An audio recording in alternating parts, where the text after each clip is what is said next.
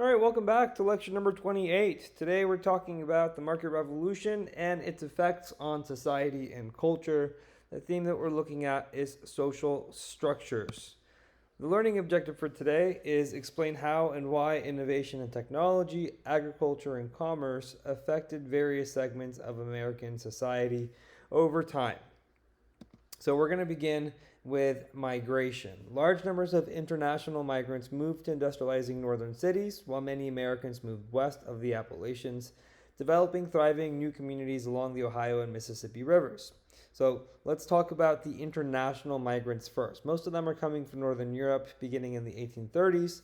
In the 1840s, we're going to see the Irish potato famine and a large influx of Irish immigrants into the United States, settling mostly in northeastern cities, doing factory labor.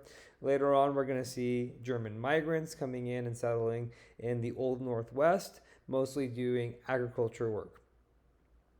Some of the reasons why, also other reasons why they're moving, we have faster ocean travel and the economic opportunities and the political freedom that could be found in the United States. But this immigration is going to really balloon in the next historical period.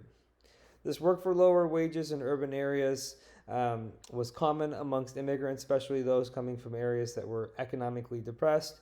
Though they avoided the South because in the South, enslaved labor was an impediment for wage labor.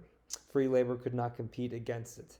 And as a result of this, the urban areas are becoming overcrowded, dirty, and have a lot more crime because of the poverty that's prevalent. As for the migration of Americans, we have the population doubling every 25 years. And so people are starting to spread out and look for their own piece of land. So cheaper land out west is drawing people further and further out. The map on the top right, you see the location of where the average population or the mean population center is in the United States, starting in 1790 all the way to 2010. And you see that there is this constant movement going out towards the west. You have new cities in the Great Lakes region that become distribution centers for products that are going east and coming west. So Columbus, Detroit, Buffalo, Chicago, these are cities that really begin to grow in this historical period. And a third of the population of the United States lived west of the Alleghenies by 1830. So we really see a lot of people starting to move out west. Now, the market revolution leads to a higher standard of living. So the key concept here says the growth of manufacturing drove a significant increase in prosperity and standards of living for some.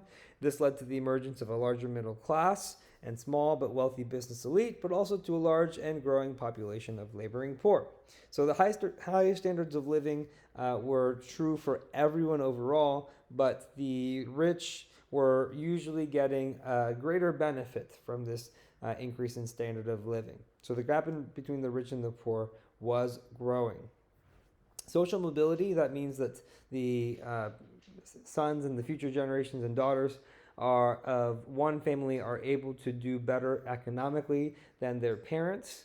That was true, but it was really true across generations. It was rare for one person to start at a low economic level and make it to the very top, all within one generation. So it took many generations of work and accommodating to the factory work and rising through. Though there were still greater economic opportunities in the United States than there were in Europe. Unions begin to make progress and win the right to negotiate collective bargaining contracts. In the Supreme Court case, Commonwealth versus Hunt. And then later on, we begin to see progress in the 10-hour workday. So at this point, factory work is 12 hours a week. Some factories are averaging close to 72 hours per week. And some northern states begin to heed the petitions of unions and laborers to begin passing a 10-hour workday. We will talk later on about how the reform movement and the Second Great Awakening are influencing these reforms. All right, so now we have a shift to wage labor. There was an increasing number of Americans, especially women and men, working in factories, who no longer relied on semi-subsistence agriculture. Instead, they supported themselves producing goods for distant markets. So you see the beginnings of a wage economy with factories, and even the farms that were still doing agricultural labor were now turning to commercial farms where they would plant one crop over a large plot of land, and they would hire workers to work the land during harvest and during planting, and they would pay them with a wage as opposed to with land or with seed.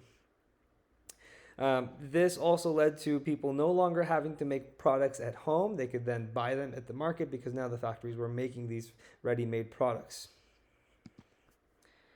And now the effects on gender and family roles. Gender and family roles changed in response to the market revolution, particularly with the growth of definitions of domestic ideals that emphasize the separation of public and private spheres. Now, before we go into this, there were some women who worked in factories. The Lowell Mill girls are a great example of women working in factories and gaining a greater degree of independence. But that wasn't the case for all women in the United States. Some women, the women who were working outside the home, were generally single, and then when they married, they would leave that work to take care of the home. Factory jobs weren't really super common for women, other than in places like Lowell. Jobs that were more common were teaching and domestic service. And again, once someone was married, they would leave that work and be relegated to the domestic sphere. Though we do see more love marriages and fewer children. But the reason why the population continues to grow is because of the growing immigration. The separation of work spheres with men, the development of cult of domesticity. This is the idea that women should be responsible for the home realm, that they should pass on values of morality and piety to their children, and that they are the moral standard for the home. That they should be more pure and pious and submissive and stay home. So the images that you see here are kind of the image of the ideal women in this cult of domesticity. The ideas were being promoted by ladies' magazines like the one that you see there, Godey's Lady Book. This particular issue is from 1867, but this continued through the entire middle of the century. All right, and for a recap, now the market revolution affected migration patterns by attracting international migrants and opening up opportunities of commercial farming in the West.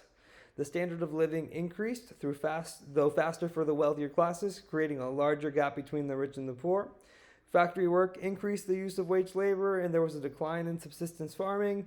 And finally, more industrial work led to a more domestic role for women. All right, that's it for this lecture. Thank you for watching.